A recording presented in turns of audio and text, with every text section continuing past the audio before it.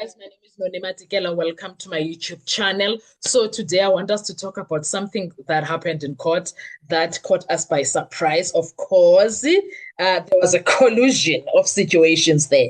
Good morning, and welcome to welcome back to Noni M podcast. Today we need to talk about what could become one of the most important moments in Mthobisi Mncube's evidence, because Sana, there is a lot of more important moments, ne? And because Mncube has now introduced a detail that is properly tested, could create, if properly tested, could create, if properly tested against the record of that courtroom and the things that we've heard before, it could create a serious credibility collision with the evidence of Brigadier Bongani Gininda. Okay, and the issue is incredibly simple. When did Gininda first know Mncube? We've been asking this question because it looks, I remember a few weeks I even said, it looks like Gininda and Mncube know each other prior this Senzo Meyiwa case. And Gininda really said, I only know him because of this case. Okay. Now, that sounds like a small question, Ukoti. When did Gininda first know of Mncube? It is not a small question, Kesana, because if Mncube is saying that he already knew Gininda before 30 June 2020, because the two had previously encountered one another in another matter. In another matter, then the court has to examine that chronology very carefully, because Gininda lied.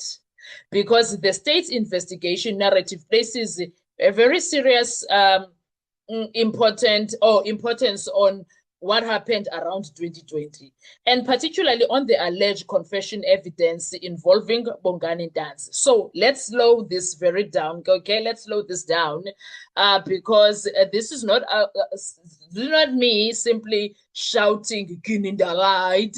No, this is me trying to show you what happened in that courtroom. We have been much more precise.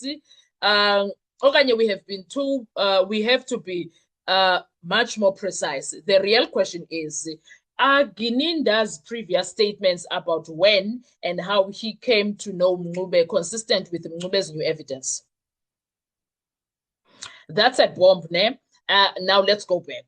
Mncube tells the court in substance, I knew Gininda before June 2020, not because of the Meyiwa case, not because Ntanzi supposedly confessed, but because there had been a previous encounter involving another matter. That is what he said. Now think about what that means. If two people have previously encountered one another in an official policing context, then the statement, I only came to know this person through the later investigation, becomes something that has to be interesting and interrogated, okay? Because there are only a few possibilities. Maybe Gininda genuinely doesn't remember the encounter. Maybe he uses no in a very narrow sense. Maybe he knew of Mncube but didn't know him personally. Or maybe Mncube's version is wrong. But then again, this is Brigadier Gininda. You would remember that this man is the same guy that denied knowing Mngomezulu when Mngomezulu was trying to remind him, we've encountered before. So this is his thing. This is his thing. But the court cannot simply pick one. It needs evidence. And that's why the next question becomes absolutely crucial. What was the previous matter? Well, what was the case number? Where did it happen? Which police station? Who was the investigating officer? Was Mncube arrested? Was he interviewed? Was a statement taken? Was Gininda involved? Is there a docket for that? Is there a SEPS record? Is there a court record? Because if there is a paper trail, then this isn't merely Mncube versus Gininda. It's just that that matter does not involve the Senzo Meyiwa case. So we won't be able to answer all those questions, ne? Because it becomes Mncube versus Gininda versus the documentary records that are out there. And that evidence, that documentary evidence, could potentially settle this dispute because Kininda say, why did you lie? Now, here is where things get or become even more interesting. 30 June 2020 is already a critical date in the Mncube investigation. Public reporting records that Mncube was in Johannesburg prison on that time or on that date, and that Kininda contacted Sergeant Papi to take Mncube's DNA. We also know from the evidence reported in the trial that investigators were actively examining Mncube around this period. And Lieutenant Christian Mangena testified about seeing Mncube at Johannesburg prison on whatever date after being called by Kininda. So 30 June is not some random date. It is right in the middle of the state's renewed investigation. And that is why Mncube's evidence matters a lot, okay? Because if Kininda already knew him before that date, we need to know why. Okay, they said it's none of our business. And we need to know what Kininda already knew about him. Now, let's bring Danzi into this because the alleged confession evidence is central to the state's investigative narrative. Kininda testified about the alleged confession and their role in the investigation. Public reporting has described the alleged Danzi confession as a major part of Kininda's evidence. So the chronology matters. If the state narrative is Danzi's confession first, then investigators follow the information, then Mncube becomes a person of interest, then Kininda deals with Mncube. That creates one investigative sequence.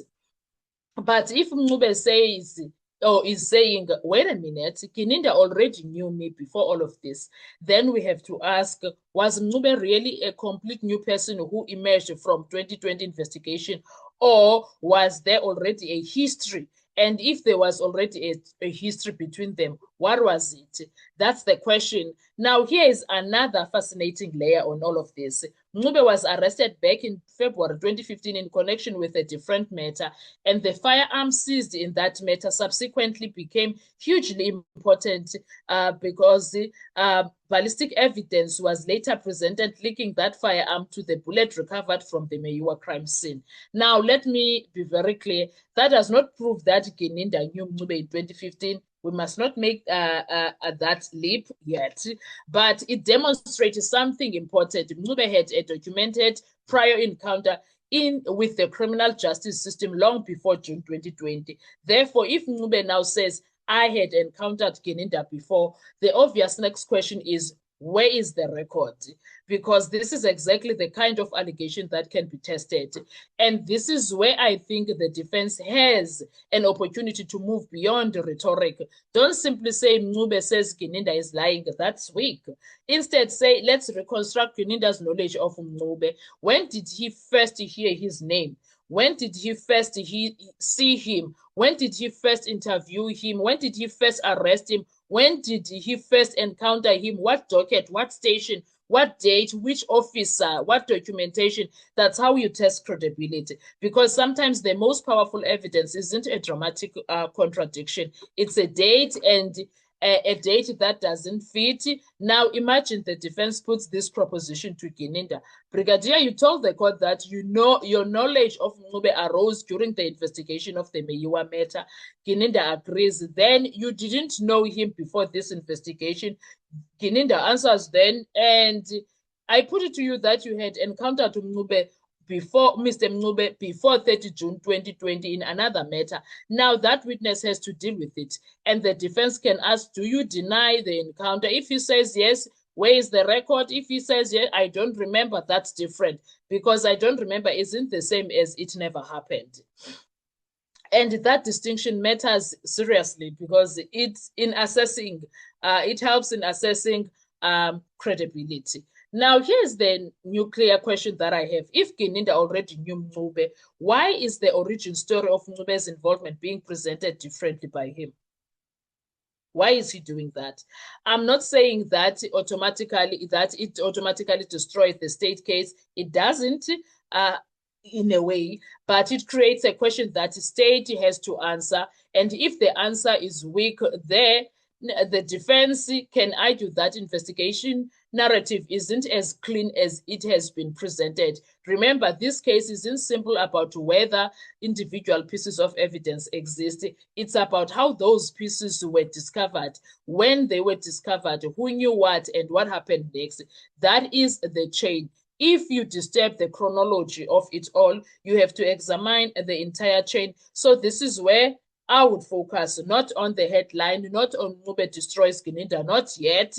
The real story is Ncube has introduced a prior relationship of knowledge that potentially predates the 2020 Meyiwa investigation involving him. Now, the court needs to determine whether that is true, and that means records, dockets, dates, statements, police station, etc., previous files, and potentially the testimony of officers who were involved in that earlier matter. Because if those records corroborate, then the significance becomes much greater. But if the records contradict Ncube, then the defense has a problem. That's what makes evidence so interesting. It is testable. And that's why good courtroom analysis should focus on.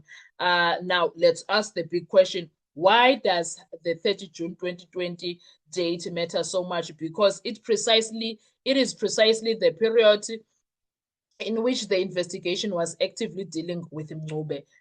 So Gininda nje cannot say, in fact, the evidence is places Gininda and other investigators with Ncube on that date. So if Ncube says, you and I already knew each other, then one another, before that day, the court then needs to know what happened before the meeting that day. So that is just me analyzing the entire situation. I suppose Umnisi has other reasons why he did not let Ncube elaborate further on how they knew each other, because we needed to know what was that about. But it is what it is, because Ncube's evidence has already been touching different parts of the state's case, the circumstances of his arrest, the firearm, the investigation, the identification issues, and now the relationship between him and the investigating officer. One contradiction by itself may be explainable, but when contradictions begin to form a pattern around how the investigation developed, the court has to examine whether the state's narrative is internally coherent. That's the real battle. So I want you to remember one sentence from today's analysis.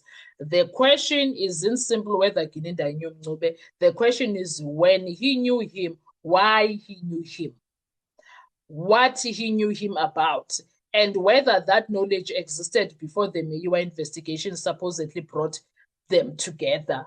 Because if Ncube can substantiate that prior encounter, then the chronology around surrounding the emergency as a suspect, surrounding his emergency as a suspect deserves much deeper examination. And if the state can produce records showing that Ncube's version is incorrect, then that must be confronted too.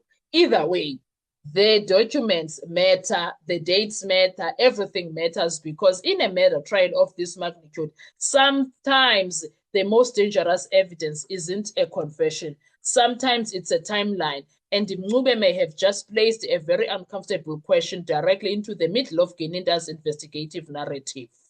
This is Noni M Podcast, and we are watching the evidence, not the noise, not the headlines, the evidence, okay? So what are your thoughts when it comes to this? Don't you think Ncube should have been allowed to elaborate a bit about their knowledge, Gininda, and their encounter? What was that all about? Am I reaching when I say the things that I'm saying right now? Let's talk in the comment section. I want to hear your views. Thank you so much. Bye-bye.